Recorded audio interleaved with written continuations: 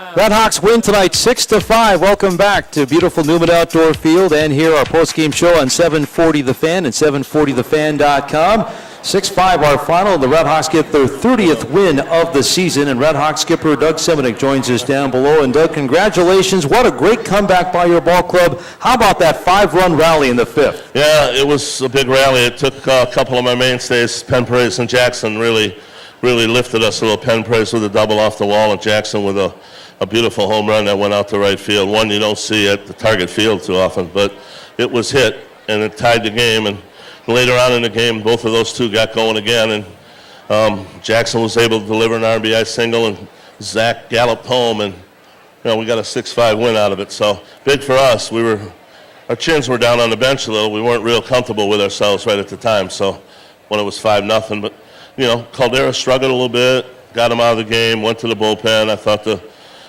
King Harris was a pretty good mix.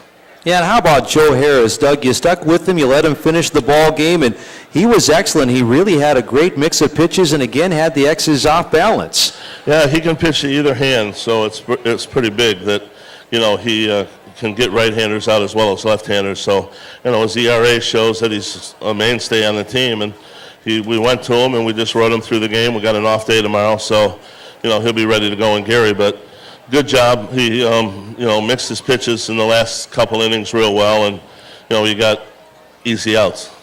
Doug, now as you say, after the day off tomorrow, the RedHawks have 4 tough games at Gary, Indiana. We've already seen the Railcats once, and they're 30-18 as they play tonight up in Winnipeg. This is not going to be easy. How about the challenge ahead?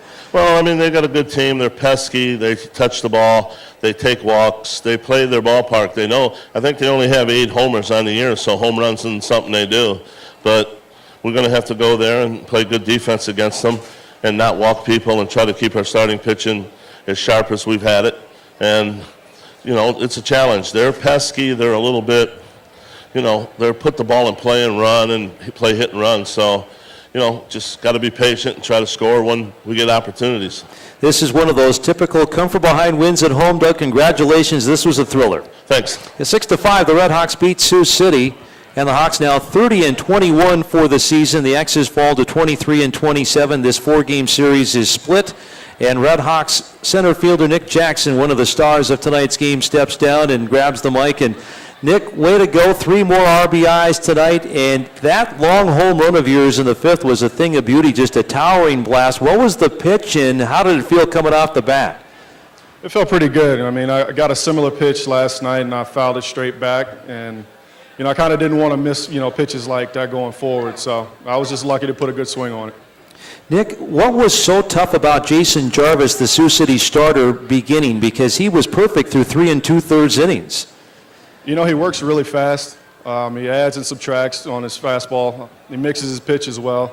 He's got a real good idea of what he's doing, and he moves in and out of the strike zone well. He's one of the better guys we're going to see, and he's just a good all-around pitcher. What were the adjustments that the hitters were able to make, particularly there in that 5-run 5th? Well, anybody who is an effective pitcher tries to get ahead, and he relies on his fastball a lot, and guys started to make an adjustment as we got to about the 4th or 5th inning. And then, Nick, in the 7th inning, this game was still anybody's ball game in the 7th, and that base hit that you had to right field, let's go back through that situation. You had Zach Penpraise at second base, and you were able to pull one through the hole on the right side. Yeah, I got a little lucky right there. I pulled the pitch that was a little bit away from me, but, I was fortunate it went through the hole, and I just tried to make sure I could do everything I could to get Zach home, and, it ended up being an out at second base, but it got to run in. How big is it, Nick, after these 2 tough losses last night, losing 4-3, to come back and even this series and get your 30th win before you head to Gary?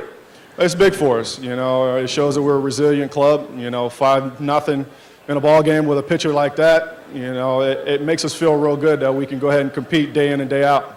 All right. Well, congratulations, Nick, and you have 999 career RBIs. Here's hoping for many more. Thanks, Scotty. You bet. Nick Jackson with us on our post-game show on 740 The Fan and here at Newman Outdoor Field.